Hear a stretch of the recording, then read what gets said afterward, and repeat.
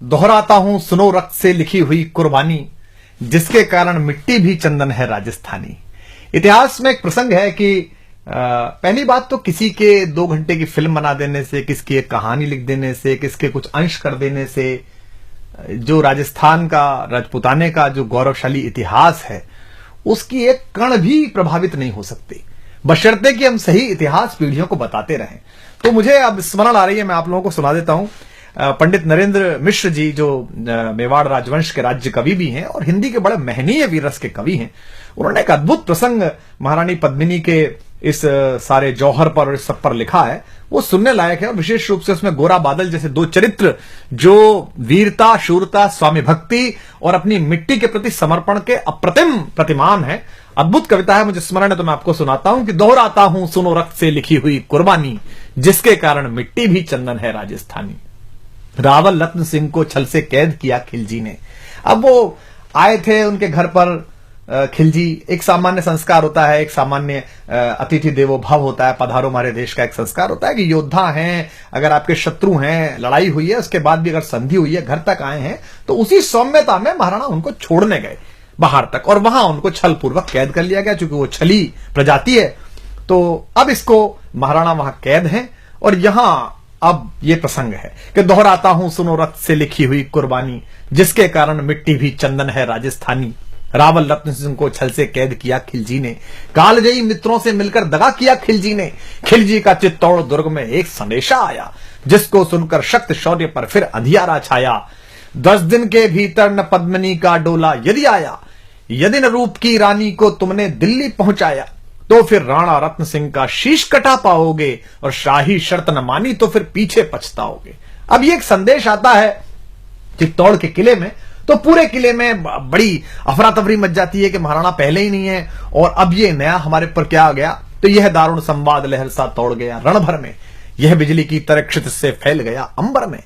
महारानी हिल गई, शक्ति का सिंहासन डोला था सतीत्व मजबूर जुल्म विजयी स्वर में बोला था। रुष्ट हुए बैठे थे सेनापति गोरा रणधीर, जिनसे रण में भय खाती थी खिलजी की शमशीर। महाराणा के एक अद्भुत सेनापति थे, अद्भुत योद्धा थे, जिनसे पूरा खिलजी वंश और सारे आतताई डरते थे। सेनापति गोरा और उनके भतीजे थे बादल, जो वीरता के अप्रतिम प्रतिमान है, जैसा मैंने कहा। तो जब ये प्रसंग तय हुआ कि महारानी पद्मिनी को शीशे में दिखा दिया जाएगा और ये सब हुआ, इतिहास में ये प्रसंग है और नरेंद्र मिश्र जी ने अपनी कविता में लिखा है, तो इस बात पर वो नाराज हो गए। उन्होंने कहा कि मैं सेनापति हूं, मेरा बोलने का अधिकार नहीं, पर यह संभव नहीं है, कोई व्यक्ति ऐसे भी क्यों देखे। तो राणा रतन सिंह ने सुनते हैं कहा है कि तुम राजनीति नहीं जानते हो, हर समय तलवार निकाल लेते हो, चलो। तो वो नाराज हो गए और वो किला छोड़कर चले गए। तो ये था कि जिससे रण में भय खाती थी खिलजी की शमशीर, रुष्ट हुए बैठे थे सेनापति गोरा रणधीर, अन्य अनेकों मेवाड़ी योद्धागढ़ छोड़ गए थे, रत्न सिंह की संधि नीति से नाता तोड़ गए थे। पर रानी ने प्रथम वीर गोरा को खोज निकाला, वन वन भटक रहा था मन में तिरस्कार की ज्वाला।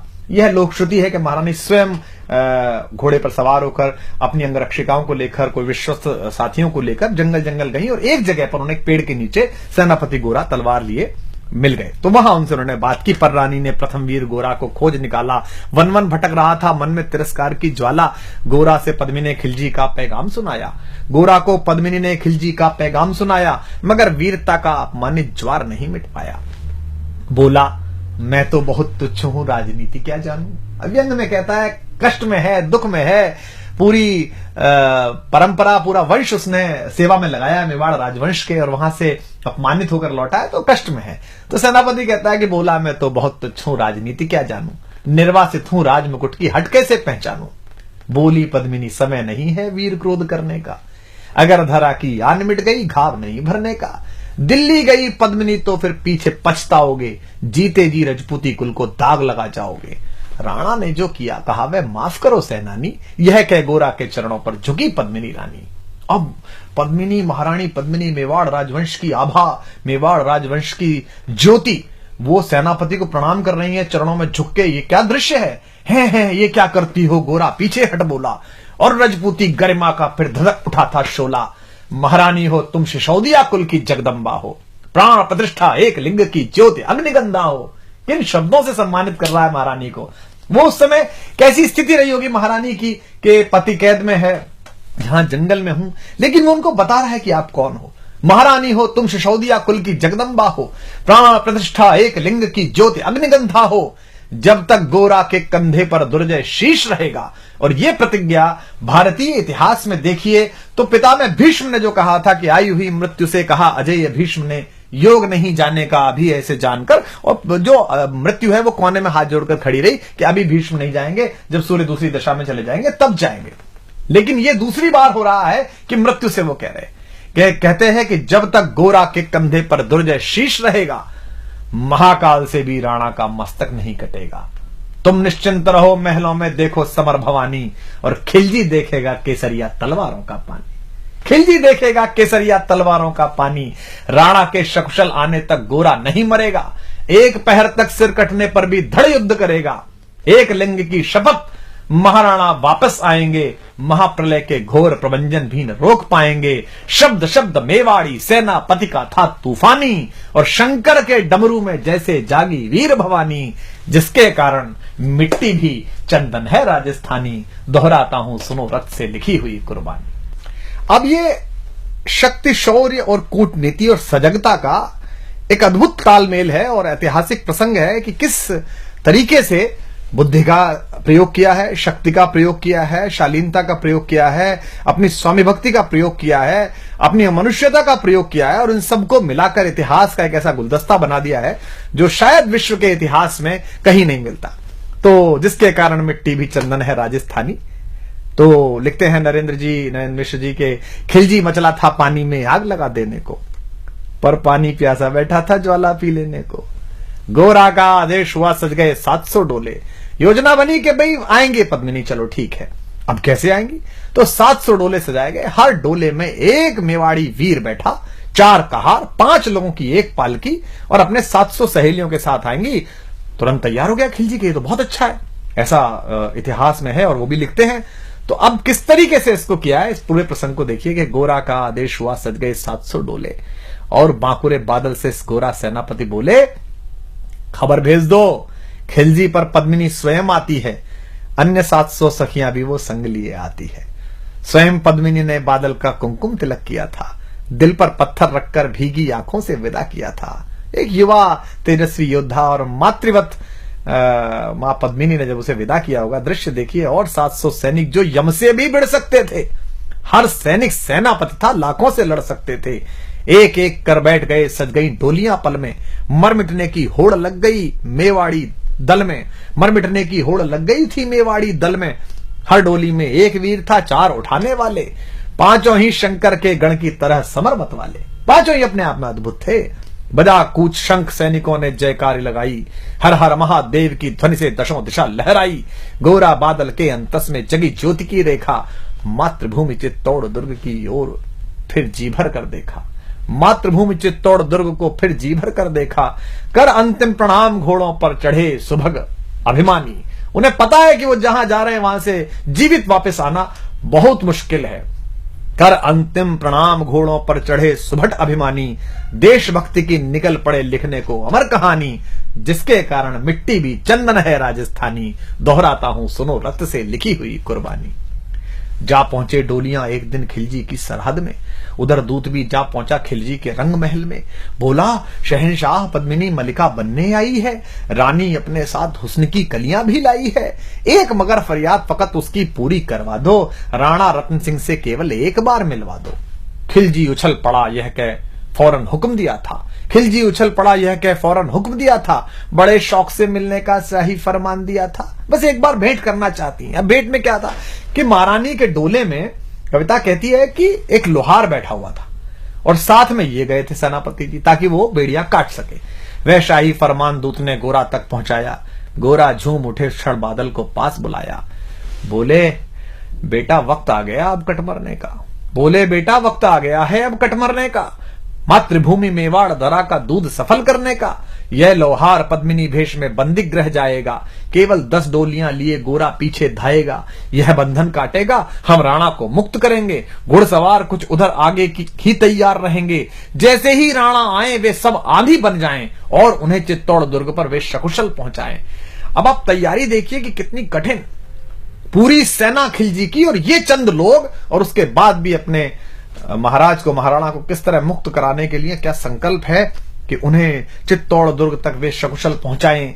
अगर भेद खुल गया वीर तो पल की देर न करना, और शाही सेना पहुंचे तो बढ़कर रण करना, और शाही सेना आ पहुंचे तो बढ़कर रण करना। राणा जाए जिधर शत्रु को उधर न बढ़ने देना, और एक यवन को भी उस पथ पर पांव न धरने देना।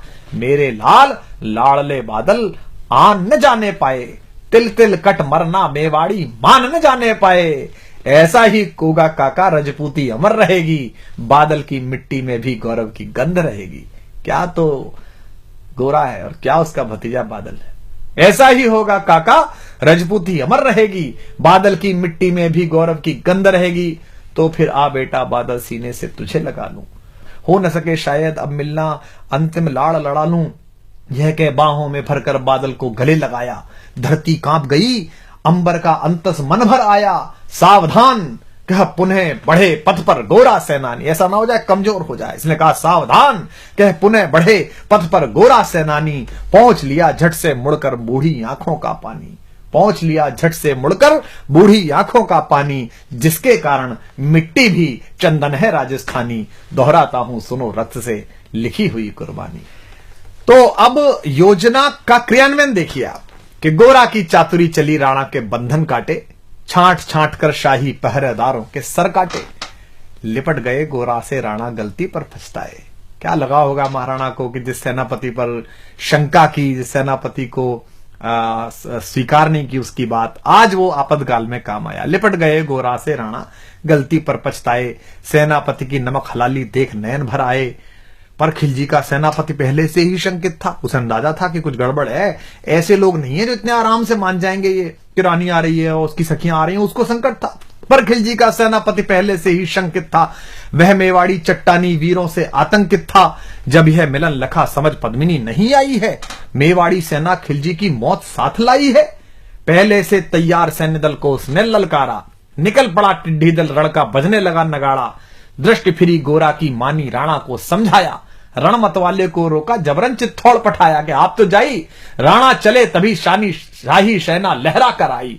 राणा इधर चले, उधर से शाही सेना को संकेत हुआ, कह रहे हैं तो राणा को इन्होंने मुक्त करा लिया। राणा चले तभी शाही सेना लहरा कर आई। खिलजी की लाखों नंगी तलवारें पड़ी दिखाई। खिलजी ललकारा, दुश्मन को भाग न जाने देना, रत्न सिंह का शीश काटकर ही वीरो दम लेना। टूट पड़ो मेवाड़ी शेरो, बादल सिंह ललकारा। हर हर महादेव का गर्जा, नववेदी जयकारा। निकल डोलियों से मेवाड़ी, बिजली लगी चमकने, काली का खप्पर भरने, तलवारें लगी खटकने। वही जो सब बैठ के आई थी सखियों के वेश में, जो सुबह सेनापति आए थे, जो सेना नायक आए थे, वो लड़ मरे। राणा के पथ पर शाही सेनापति तनिक बढ़ा था, पर उस पर तो गोरा हिमगिरी सा अड़ा खड़ा था। कहा जफर से, एक कदम भी आगे बढ़ न सकोगे, यदि आदेश न माना तो कुत्ते की मौत मरोगे। रत्न सिंह तो दूर, न उनकी छाया तुम्हें मिलेगी, दिल्ली की भीषण सेना की होली अभी जलेगी। यह कह महाकाल बनकर गोरा रण में हुंकारा, लगा काटने शीश समर में बही रक्त की धारा। खिलजी की असंख्य सेना से गोरा घिरे हुए थे, पर वे मानो रण में मृत्युंजय बने हुए थे। इतने सारे सैनिक और एक योद्धा, पुण्य प्रकाशित होता है जैसे अगणित पापों से, फूल खिला रहता असंख्य कांटों के संतापों से। वो मेवाड़ी शेर अकेला लाखों से लड़ता था, बड़ा जिस तरफ वीर उधर ही विजय मंत्र पड़ता था। इस भीषण रण से दहली थी दिल्ली की दीवारें, गोरा से टकरा कर टूटी खिलजी की तलवारें। मगर कयामत देख अंत में छल से काम लिया था, गोरा की जंघा पर अरि ने छिपकर वार किया था, पैर पर तलवार मार दी। जो ही गिरे वीरवर गोरा जफर सामने आया, शीश उतार दिया धोखा देकर मन में हर्ष आया। मगर वाहरे मेवाड़ी गोरा का धड़ भी दौड़ा, किया जफर पर वार की जैसे सिर पर गिरा हथौड़ा। एक बार में ही शाही सेनापति चीर दिया था, जफर मोहम्मद को केवल धड़ ने निर्जीव किया था। शीश कट गया, उसके बाद भी सेनापति गोरा लड़ रहे हैं, उनका धड़ लड़ रहा है। हमारे बहुत बड़े कवि हैं कुमार शिव, राजस्थान में जज भी रहे। उनकी बहुत प्रसिद्ध गजल की पंक्ति है कि जब उनके शीश समर भूमि में उतरते थे, जब उनके शीश समर भूमि में उतरते थे, वे ऐसे लोग थे जिनके कबंध लड़ते थे। तो उनका कबंध, उनका धड़ लड़ रहा है। जफर मोहब्बत ज्यों ही जफर कटा शाही शहना का साहस लरजा, काका का धड़ लख बादल सिंह महारुद्र सा गरजा। अरे कायरो नीच बांगड़ो छल में रण करते हो, किस बूते पर जवा मर्द बनने का दम भरते हो। यह कहकर बादल उस क्षण बिजली बनकर टूटा था, मानो अंबर से धरती पर अग्निशिरा छूटा था। ज्वालामुखी फटा हो जैसे दरिया हो तूफानी, सदियों दोहराएंगी बादल की रणरंग कहानी। क्या पंडित जी ने क्या उत्तम शब्द इस्तेमाल किया है, सदियों दोहराएंगी बादल की रणरंग कहानी। अरिका भाला लगा पेट में आते निकल पड़ी थी, जख्मी बादल पर लाखों तलवारें खिंची खड़ी थी। कसकर बांध लिया आंतों को केसरिया पगड़ी से, पेट फट गया और पगड़ी उतारी और इस पर बांध ली। रंचक डिगा न वह प्रलयंकर सम्मुख मृत्यु खड़ी से। अब बादल तूफान बन गया शक्ति बनी फौलादी, मानो खप्पर लेकर मैं रण में लड़ती हो आजादी। उधर वीरवर गोरा का धड़ अरिदल काट रहा था, उधर वीरवर गोरा का धड़ अरिदल काट रहा था, और इधर बादल लाशों से भूतल पाट रहा था। आगे पीछे दाएं बाएं जमकर लड़ी लड़ाई, उस क्षण समर भूमि में लाखों बादल पड़े दिखाई। मगर हुआ परिणाम अंत में वही कि जो होना था, उनको तो कण कण अरियों के शोणित में धोना था। मेवाड़ी सीमा में राणा सकुशल पहुंच गए थे, गोरा बादल तिल तिल कट कर रण में खेत रहे थे। एक एक कर मिटे सभी मेवाड़ी वीर सिपाही, रत्न सिंह पर लेकिन रंचक आंच न आने पाई। गोरा बादल के शव पर भारत माता रोई थी। क्या क्या युद्ध है, क्या युद्ध है। गोरा बादल के शव पर भारत माता रोई थी, उसने अपनी दो ज्वलंत प्यारी मणियां खोई थी। धन्य धरा मेवाड़ धन्य गोरा बादल अभिमानी, जिनके बल से रहा पद्मिनी का सतत्व अभिमानी। धन्य धरा मेवाड़ धन्य गोरा बादल बलिदानी, जिनके बल से रहा पद्मिनी का सतत्व अभिमानी। जिनके कारण मिट्टी भी है चंदन राजस्थानी, दोहराता हूं सुनो रक्त से लिखी हुई कुर्बानी। दोहराता हूं सुनो रक्त से लिखी हुई कुर्बानी।